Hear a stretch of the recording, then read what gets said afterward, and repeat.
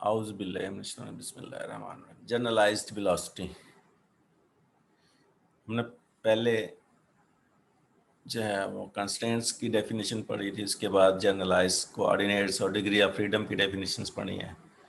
आज ये नई टर्म है जनरलाइज वेलोसिटी कि we know that set of generalized coordinates is given by q1, q2 or q3, and if you take the time derivative dq1 by dt, dq2 by dt, so on dq3n by dt, then dq1 by dt, which can be called as q1 dot. Similarly, dq2 by dt, time derivative of q2 is q2 dot, and similarly dq3n by dt, time derivative of q3n will be q3n dot. So we can call in general, if we have a coordinate qj, then its time derivative dqj by dt will be qj dot, where j varies from 1 to up to 3n. xi dot is just the corresponding component of the velocity of the particle located by that coordinate xi. Theta dot is the corresponding angular velocity with respect to displacement theta. So generalized velocity is the time derivative of any generalized coordinate. Generalized velocities can be calculated in accordance with the rules of the differentiation of implicit functions. For example, Cartesian velocity component can be expressed in terms of the generalized coordinates and velocities by differentiating equation number 2, where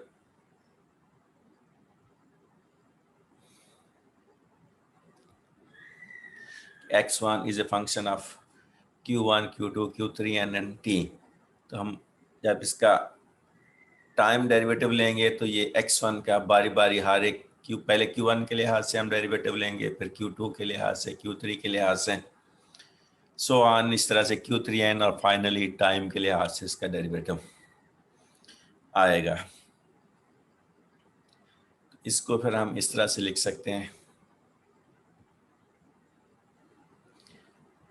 कि x1 dot dx1 by dt is equal to partial x1 by partial q1, यानी पहले q1 के लिहाज से, फिर q1 का time derivative dq1 by dt, फिर plus अब x1 का partial derivative with respect to q2 और q2 का time derivative dq2 by dt, plus so on, फिर प्लस अब x1 का partial derivative with respect to q3n और फिर q3n का टाइम डेरिवेटिव, और फाइनली x1 का टाइम के लिहाज से पार्शियल डेरिवेटिव, क्योंकि dt by dt आगे जो टर्म है वो 1 हो जाएगी।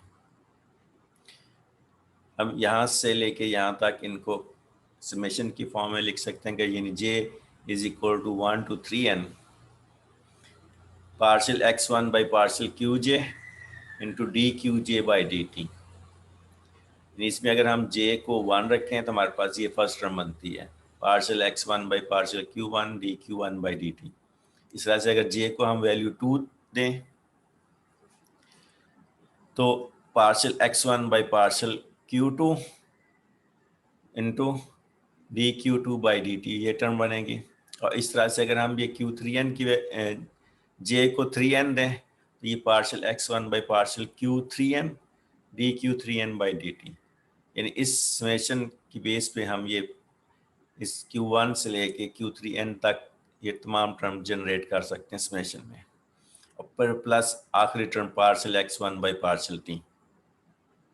और ये dqj by dt ये जनरलाइज वेलोसिटी को टाइम डेरिवेटिव है qj का, ऐसे हम qj डॉट लिख सकते हैं। तो x1 dot is equal to summation j is equal to 1 to 3n partial x1 by partial qj into qj dot plus partial x1 by partial t। तो this is the और generalise velocity की term में x1 डॉट यानी ordinary velocity in terms of generalised velocity. x1 dot is the Cartesian velocity component in terms of the generalized velocity, where qj dot is equal to dqj by dt is the generalized velocity of the particle associated with the generalized coordinate qj. और अगर हम r को in terms of q1 q2 लिखें तो we can write ri is equal to ri function of q1 q2 so on q3 and time. तो इसका अगर हम टाइम डेरिवेटिव लें जिसका हम वी आई यानी velocity of the ith particle कहेंगे, R I dot this will be equal to D R I by D T, और this can be written as summation j 1 to 3 and उसी को सामने रखते हुए यानी इस टर्म में अगर हम x1 को इस टर्म में इस इक्वेशन के अंदर अगर हम x1 को r i से रिप्लेस कर दें, हमारे पास summation j 1 to 3 and partial ri by partial qj into qj dot, partial ri by partial qj into qj dot plus partial ri by partial, यानी इस टर्म में अगर हम x1 को ri से रिप्लेस करें तो हमारे पास vi या ri डॉट हमारा ये आ जाएगा. This gives the velocity of ith particle in terms of the generalized velocity of that particle qj dot.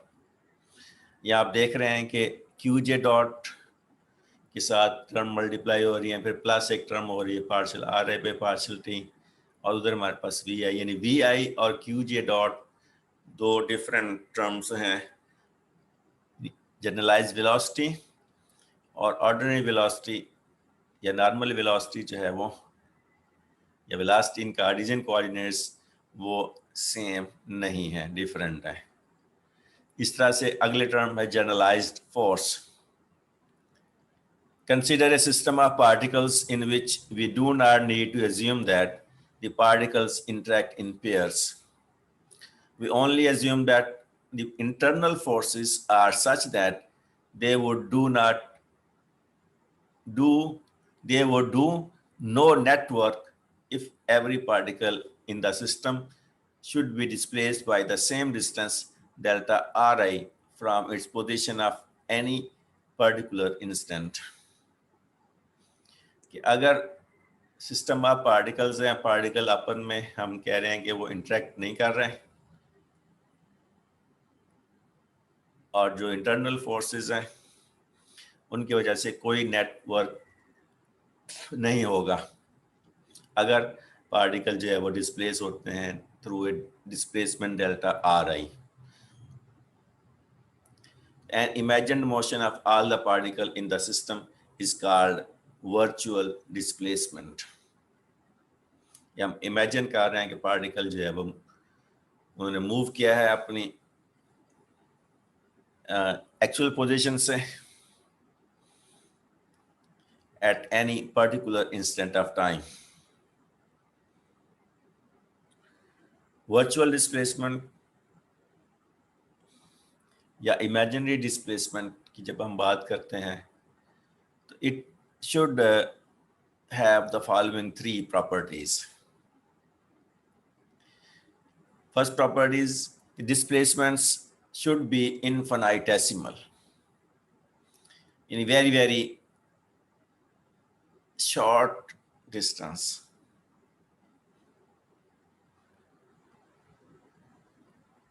Second property के these displacements should occur at a given instant of time. एक लम्हे के अंदर ही जो displacement होगा, in that case we can take delta t is equal to 0. Displacement should occur when delta t is equal to 0.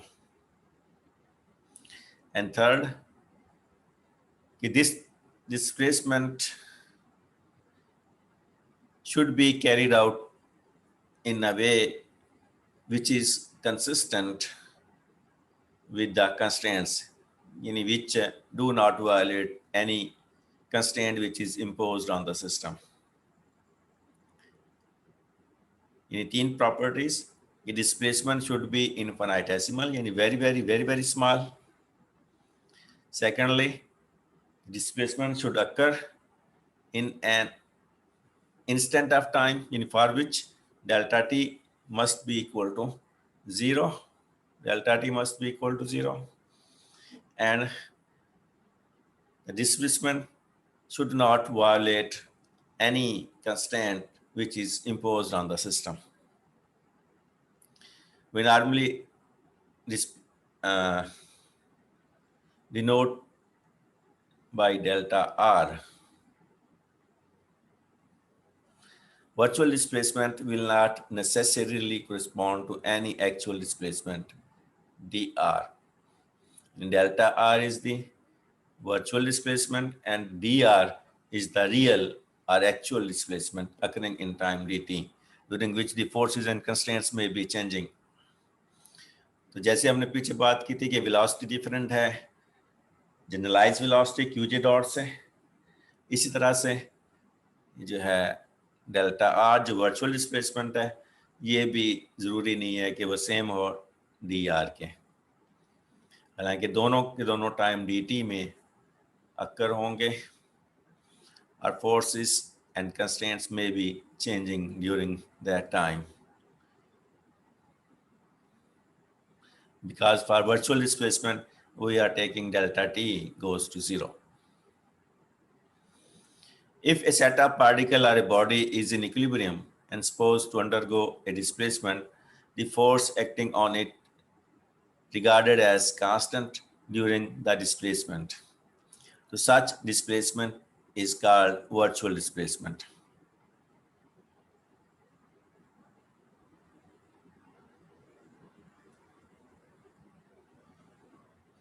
A small virtual displacement is expressed as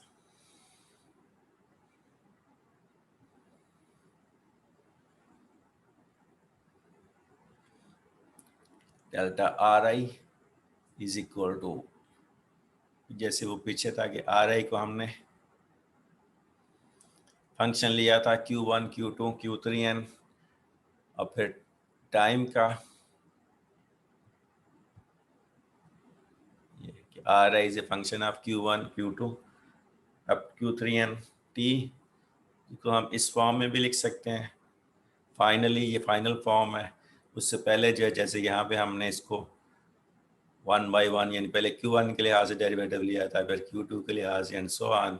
इस तरह से अगर हम बारी बारी इसका डेरिवेटिव लें तो ये जो बनेगा यानी partial Ri by partial Q1 dq1 by dt, ऐसे ही partial Ri by partial Q2 dq2 by dt and so on. हम इसको इस तरह से लिख सकते हैं कि पार्शियल Ri ले रहे हैं, अब हम डेल्टा Ri ले रहे हैं, टाइम डेरिवेटिव की बजाय डेल्टा ले रहे हैं इसका डिफरेंशियल, स्मॉल डिफरेंशियल। तो पार्शियल Ri पहले Ri Q1 के लिहाज से partial derivative partial Ri by partial Q1 into delta Q1। पहले हमने यहाँ ले रहे थे dq1 ओवर dt, यहाँ भी था dRi बाई dt, अब चूंकि ये डेल्टा है तो यहाँ भी डेल्टा Q1। इस तरह से प्लस Q2 के लिहाज से डेरिवेटिव लेंगे तो partial Ri by partial Q2 into delta Q2 plus so on, plus partial Ri by partial Q3n delta Q3n और plus partial R by partial T into delta T। पहले ये term जो है वो dt ओवर dt जो कि 1 मान जाता है हो जाता, हमने इसको नहीं लिखा था तो अब ये डेल्टा T है क्योंकि अब ये डिवाइड नहीं हो रहा। For virtual displacement, partial Ri by partial T is equal to 0 because in this case delta T is equal to 0. तो लास्ट टर्म जो है वो 0 हो जाएगी। So we have only the terms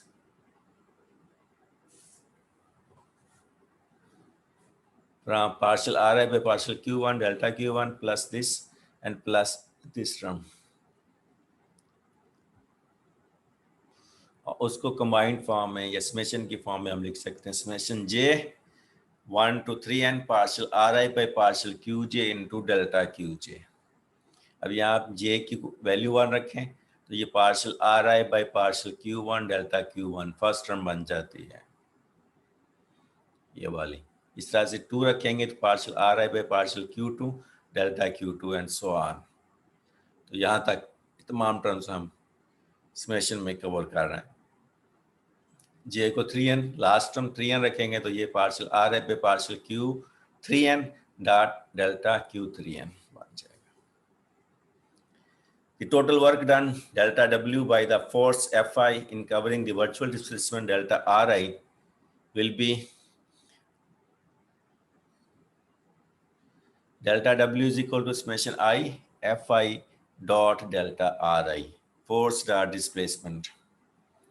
force real है Fi और displacement virtual है delta Ri।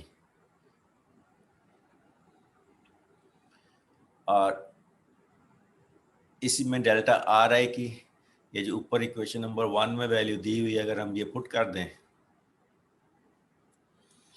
तो वी कैन से कि delta W is equal to summation I Fi dot और डेल्टा Ri की जगह ये summation J is equal to 1 to 3n partial Ri by partial Qj into delta Qj। ये term हमने यहाँ Ri delta Ri की जगह ये पुट कर दिया। इसको थोड़ा सा रीअरेंज कर लें। ये जो summation J is equal to 1 to 3 ये समेशन है J पे और ये वाली जो टर्म है इनमें I इन्वॉल्व हो रहा है। इट मीन कि समेशन का इसके ऊपर इफेक्ट नहीं होगा क्योंकि इसमें J इन्वॉल्व नहीं हो रहा, इसलिए इसको समेशन को हम यहाँ से बाहर ला सकते हैं। तो यहाँ इसको शुरू में ले आए समेशन J 1 to 3n और फिर ये summation I Fi dot partial Ri by partial Qj dot delta Qj। यानी इस टर्म को हमने ये वाली जो समेशन था इसको शुरू में ला के बाकी को अरेंज कर दिया। अब ये जो ब्रैकेट में टर्म लिखी हुई है इसकी जगह हम लिख रहे हैं capital Qj in delta W is equal to summation J is equal to 1 to 3n capital Qj into delta Qj। Bracket वाली term is summation I Fi dot partial Ri by partial Qj is equal to capital Qj which is known as the generalized force and delta W is called the virtual work done by the force Fi when the particles are displaced through the virtual displacement delta Ri. The quantity Qj is called the generalized force associated with the coordinate Qj and it is a scalar quantity। force वैसे तो vector quantity होती है लेकिन ये जो Qj है ये vector quantity नहीं है, ये स्केलर क्वांटिटी है। इसके ऊपर से ये एरो का साइन दिया हुआ है ये गलती से है, इसको ख़त्म कर दें एरो साइन को Qj के ऊपर because it is a scalar quantity not a vector quantity. यानी force Fi is a vector quantity but the generalized force capital Qj is not a vector quantity, it is a scalar quantity। Okay यहाँ हम देख रहे हैं कि यहाँ ये दो फोर्सेस का डॉट प्रोडक्ट है Fi फोर्स है और ये Ri ये भी डिस्प्लेसमेंट ये भी वेक्टर है। इन Fi भी वेक्टर है और Ri भी वेक्टर है। दो वेक्टर का डॉट प्रोडक्ट है तो Qj जो है टर्म वो स्केलर क्वांटिटी है, डॉट प्रोडक्ट जो है वो स्केलर क्वांटिटी देता है। एक्चुअल एंड वर्चुअल डिस्प्लेसमेंट्स एक और definition.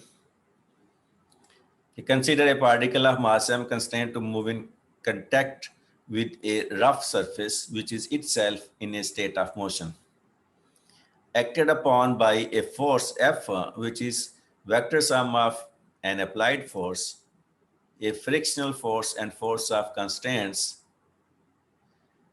Mass m moves along some definite path in space and at the same time traces a line on the surface during any given interval of time dt.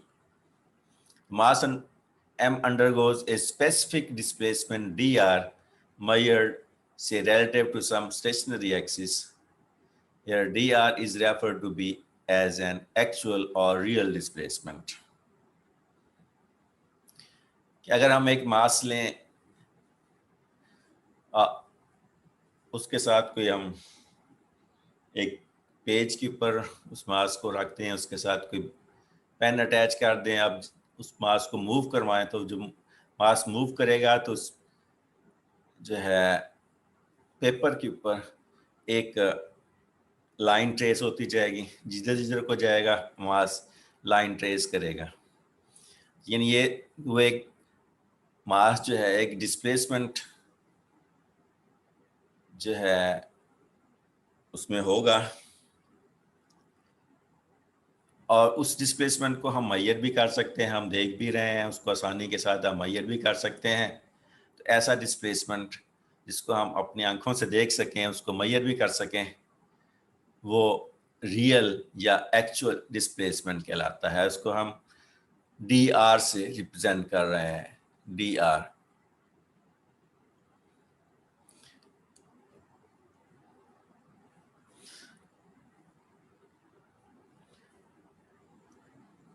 यानी ये जो actual displacement है, ये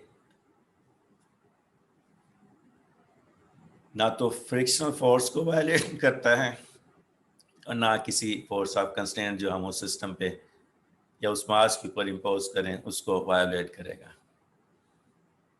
इन दोनों की मौजूदगी में ये डिस्प्लेसमेंट होगा वो कि अगर सरफेस रफ है तो पार्टिकल की मोशन में फ्रिक्शन जो है वो हाइल होगी, और इस तरह से कोई कंस्ट्रेंट की फोर्स भी हो सकती है। जैसे अगर मास है, उसको अगर हमने एक बॉक्स के अंदर डाल दिया है तो बॉक्स की जो वॉल्स हैं वो कंस्ट्रेंट का रोल प्ले करेंगे, उसको वहाँ से आगे नहीं जाने देंगी।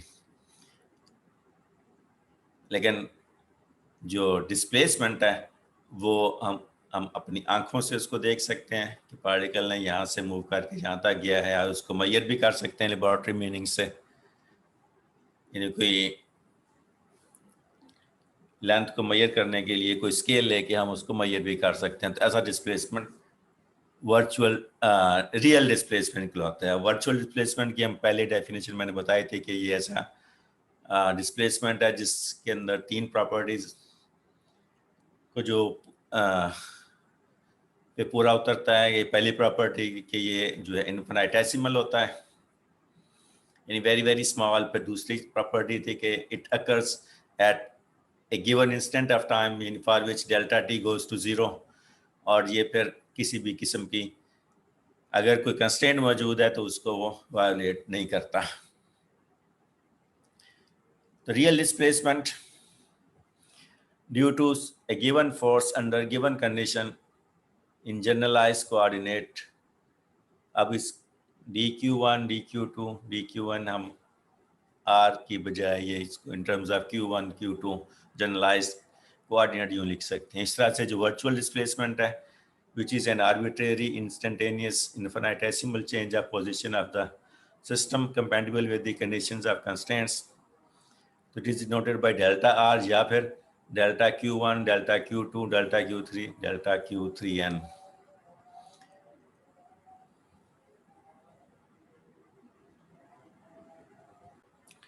The virtual displacements have nothing to do with the actual motion. They are introduced as test quantities whose function is to make the system reveal something about the internal connection and about the forces acting on it. The displacement is called virtual displacement in form of an actual displacement of the system dr during which the forces and constraints may be changing.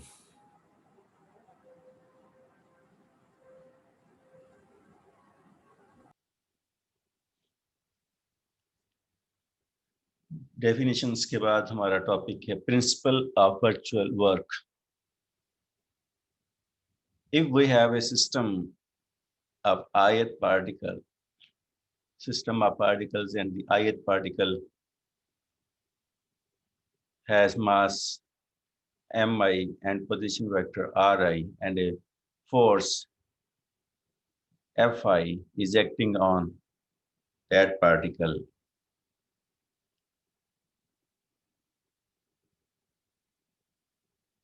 then the virtual work done by a force F is given by delta W is equal to F dot delta R.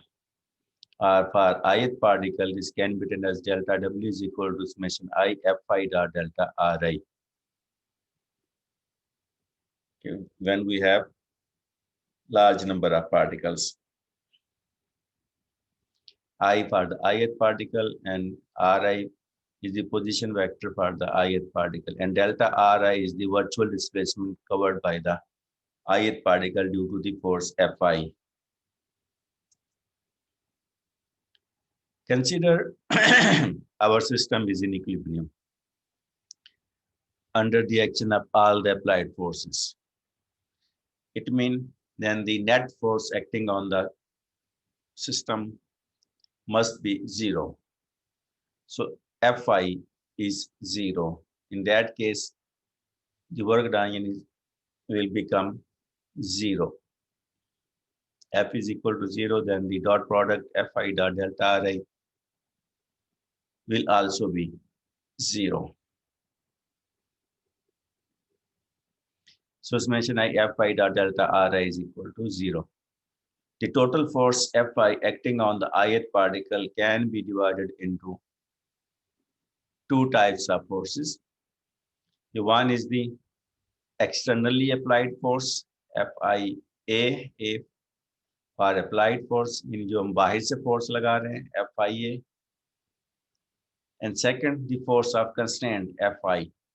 अगर कोई constraint इसके ऊपर हमने impose किया है तो उसकी वजह से जो force लगेगी ith particle या system के ऊपर, उसको हम FI से small FI representing the force of constraint plus the externally applied force. So Fi total external force acting on the ith particle is externally applied force Fia plus force of constraints Fi. Now we put this value in here for Fi so that summation I Fi applied dot delta Ri plus summation I Fi small Fi dot delta Ri is equal to 0.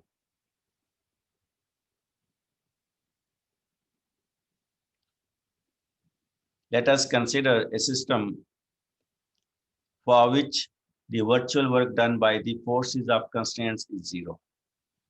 या हम ऐसा system consider कर रहे हैं कि अगर की forces of constraints उस पर एक्ट भी कर रही हैं, लेकिन उनकी वजह से जो वर्चुअल वर्क डन है वो 0 है. Summation I small Fi dot delta Ri is 0. In this case, Fi must be perpendicular to delta Ri. ये डॉट प्रोडक्ट है, यानी A dot B is equal to AB cos theta, और हम जानते हैं कि cos थीटा की value 0 उस वक्त होती है जब थीटा जो है वो 90 डिग्री हो. इट मीन कि Fi और डेल्टा Ri दोनों को एक दूसरे के लिए परपेंडिकुलर होगा, तभी उनमें एंगल 90 डिग्री होगा. इसकी example, this condition holds true for rigid bodies and it is valid for large number of other constraints. Rigid body के लिए भी ये ट्रू है, और भी बहुत सारी कंस्ट्रेंट्स हैं जिसमें ऐसा पॉसिबल है कि Fi dot delta Ri जो है वो 0 हो जाए. The particle is constrained to move on a surface. The force of constraints is perpendicular to the surface, whereas the virtual displacement must be tangent to it, and hence the virtual work vanishes. अगर एक surface है और particle या system जो है उस surface के ऊपर मूव कर रहा है, तो उसका डिस्प्लेसमेंट जो है वो सरफेस के पैरेलल होगा, जबकि जो फोर्स ऑफ कंस्ट्रेंट है वो उस सरफेस के परपेंडिकुलर होगी. तो इस वजह से Fi और डेल्टा Ri के दरमियान एंगल 90 डिग्री होगा और जो वर्चुअल वर्क है वो 0 हो जाएगा.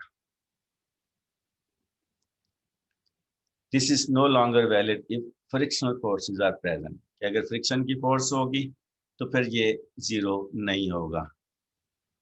and sliding motion on a frictionless surface and rolling contact without slipping exclude such systems from our formulation.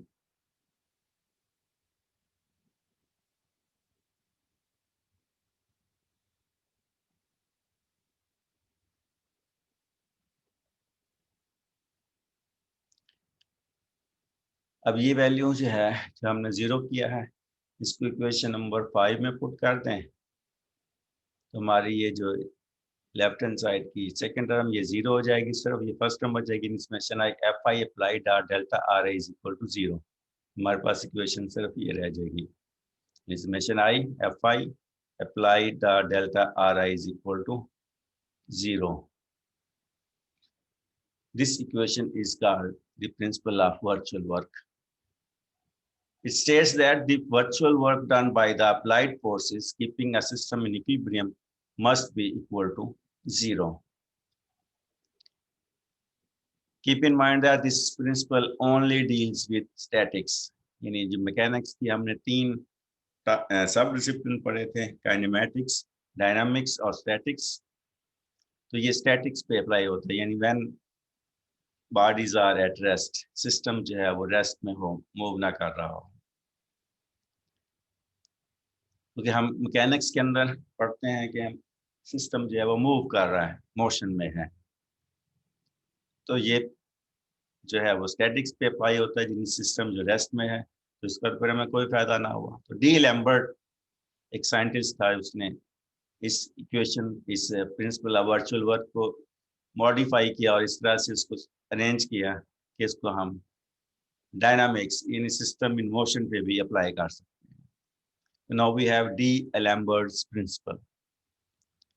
Equation of motion of an ith particle of a system of particles having mass mi and position vector ri is given by the Newton's second law of motion, and Fi is equal to pi dot dpi by dt.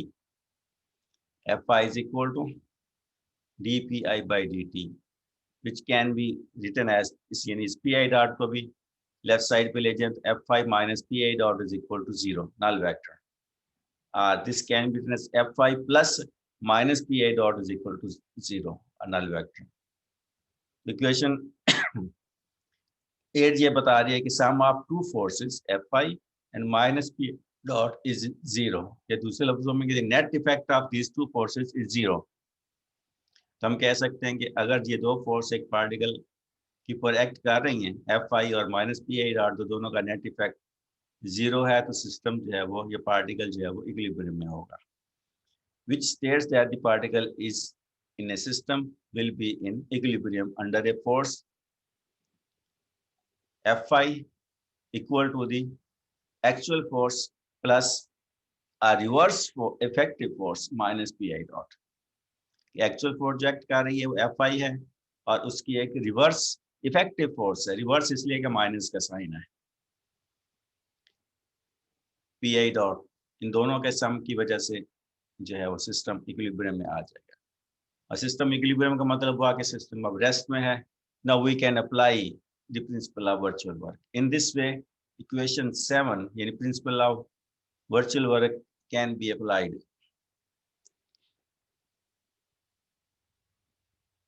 So that we can write summation I Fi minus pi dot delta ri is equal to 0। यानी ये वो force है Fi minus pi dot जिसकी वजह से system equilibrium में हो रहा है। तो हमारी ये जो अप्लाइड फोर्स ये यहाँ हमने लिखी थी कि Fia dot delta ri is equal to 0। ये Fi अप्लाइड जो है, नो अब ये दो फोर्सेस अप्लाई हो रही हैं Fi और फिर माइनस pi डॉट, इन दोनों की वजह से सिस्टम इक्विलिब्रियम में है, तो इससे हम फिर अप्लाइड फोर्स कहेंगे। यानी Fi applied is equal to Fi minus pi dot. ये वैल्यू हमने यहाँ पुट कर दी, तो we have summation I Fi minus pi dot delta ri is equal to 0। The force Fi acting on ith particle is equal to applied force plus force of constraint। जैसे हमने पहले consider किया था कि force जो ith particle पे लग रही है उसको हम दो फोर्सेस में लिख सकते हैं, यानी एक वो फोर्स जो कि एक्सटर्नली अप्लाई हो रही है FIA, और force of constraint F small f I। तो वही चीज़ हम यहाँ पे भी यूज़ कर रहे हैं कि FI is equal to FIA plus FI। ये वैल्यू उस क्वेश्चन में पुट करेंगे जो पीछे क्वेश्चन थी। ये FI की जगह हमने ये लिख दिया FIA minus PI dot dot delta RI plus mason I FI dot delta RA। ये वाली टर्म इसमें ऐड हो गई। पहले भी हमने कंसिडर किया था कि जब, क्योंकि दिस इज, ये टर्म कह रही है, बता रही है हमें कि the virtual work done by the force of constraint. तो पहले भी हमने कंसिडर किया था कि हम ऐसा सिस्टम कंसिडर कर रहे हैं जिसमें ये virtual work done due to the force of constraint is zero. तो यहाँ पे भी हम यही चीज कंसिडर करेंगे। Consider system for which the virtual work done by the force of constraints become zero, so this term will become zero. We have only this term, Fi applied minus Pa dot delta Ri is equal to 0, and this relation is called D'Alembert's principle. It states that the internal forces in an assembly of particles keep a system in equilibrium. And that's all for today's